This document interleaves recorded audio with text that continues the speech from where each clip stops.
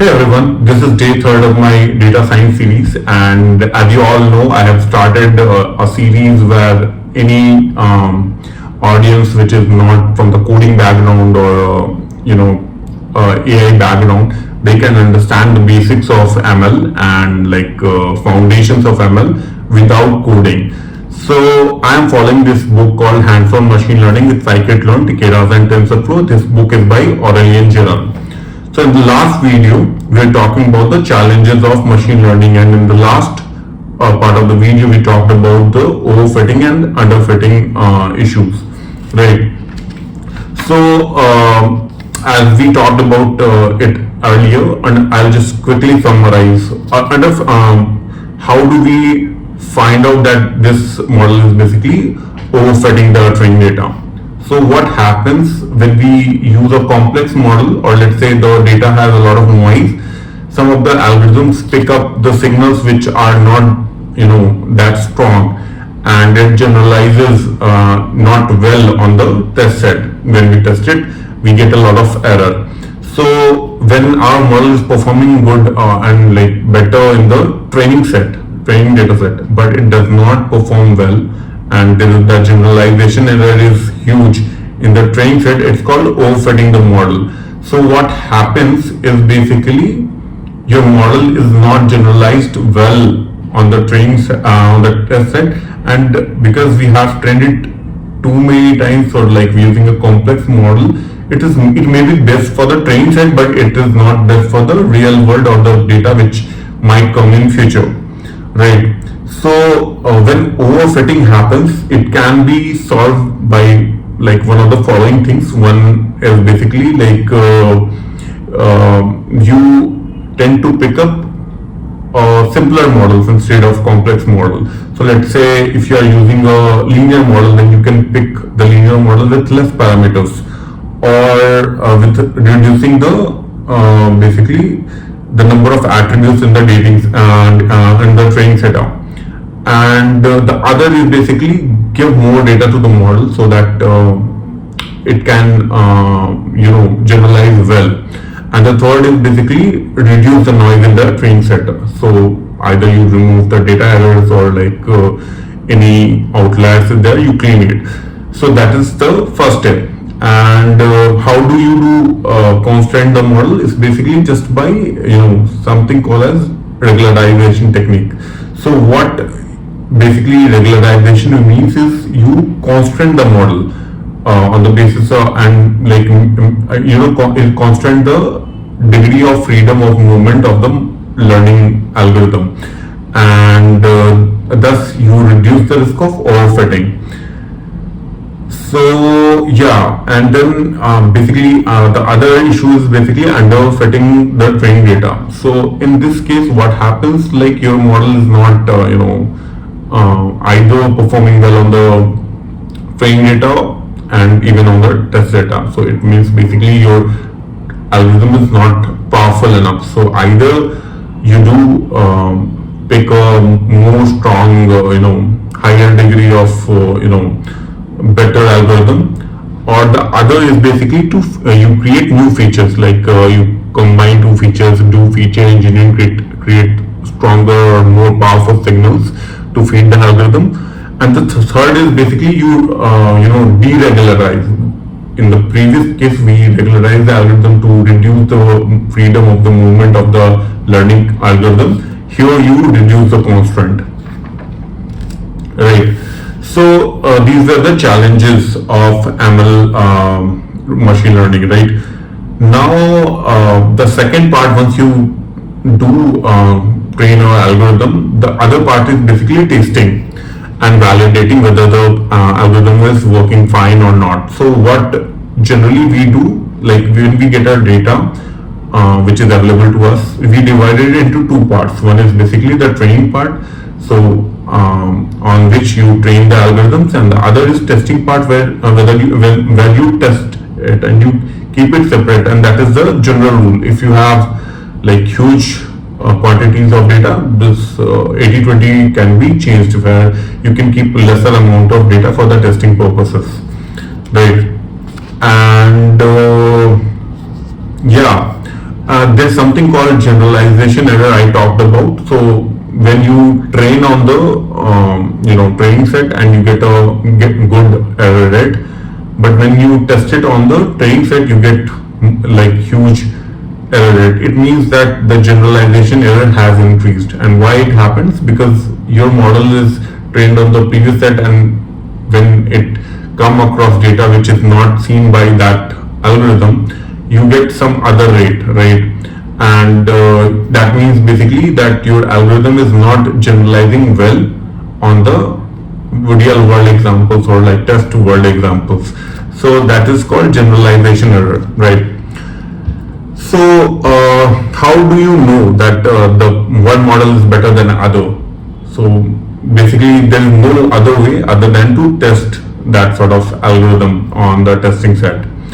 And yeah, simple enough. You train different algorithm and you test it on the testing data, right?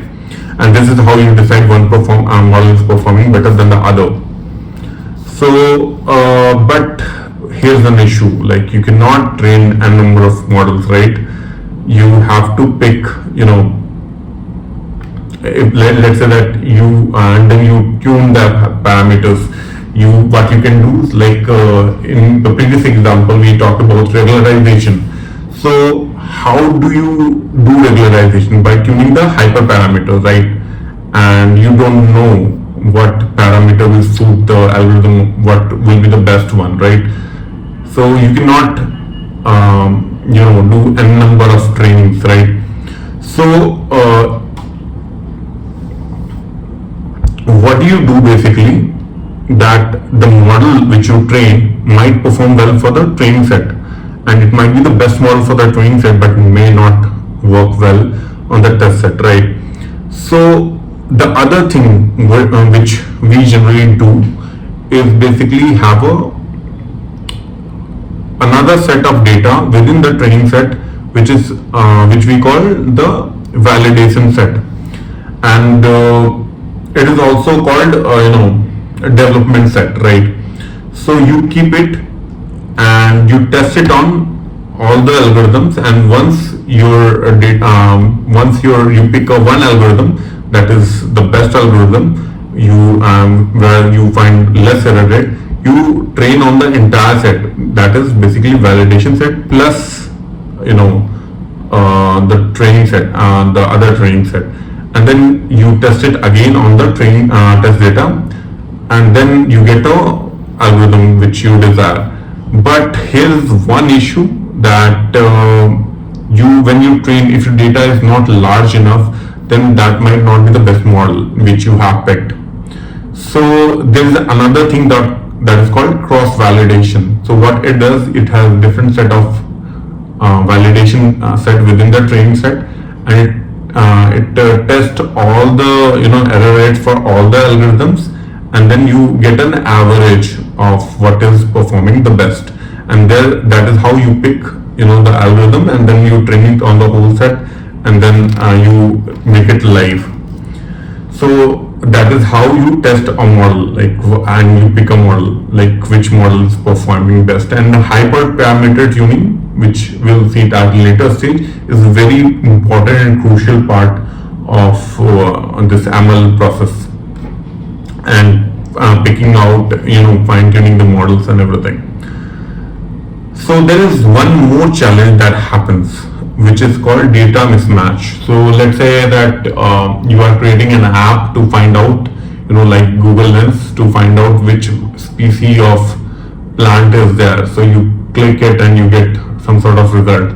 So what happens when you create the algorithm, when you train the algorithm, you download a lot of web pictures, and now web pictures you might get millions of data points on the plant species from the web.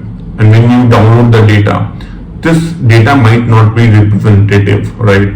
Because web data will be different from the data which the algorithm is supposed to decipher which sort of species that. So when you click the picture, it will be a different texture, and then what you do basically, there is something called there's an Andrew, and you call this call this special thing like train dev set.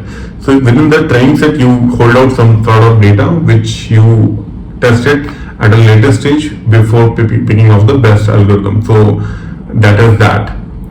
And then there is something called as no lunch theorem.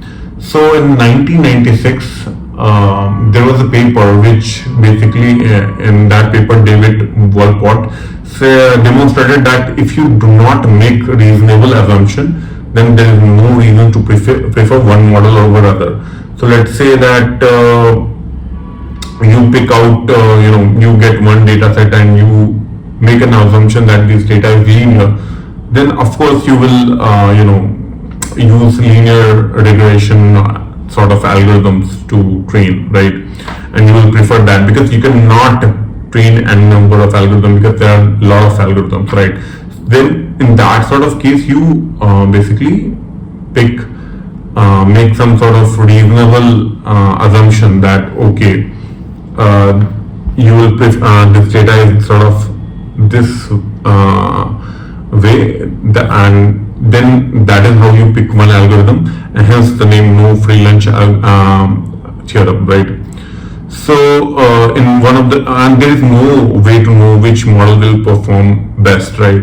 So it is very important to make certain assumptions about the data, and that is how, and without doing, training the data, without like going into the nitty-gritties and training, you won't be able to tell which model will perform better, right? So that assumption is very, very crucial, and that is how this name of this theorem came, like no free lunch, because if you don't make any assumption, you won't be able to pick one model over other because every model is same, right?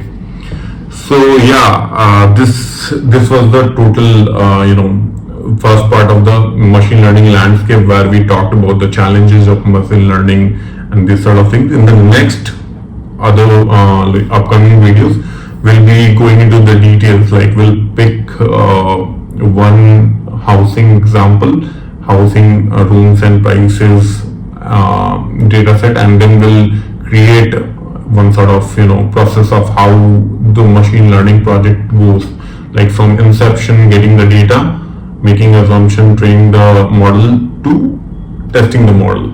And then we'll talk about the concepts that will be coming up in the whole process, the journey.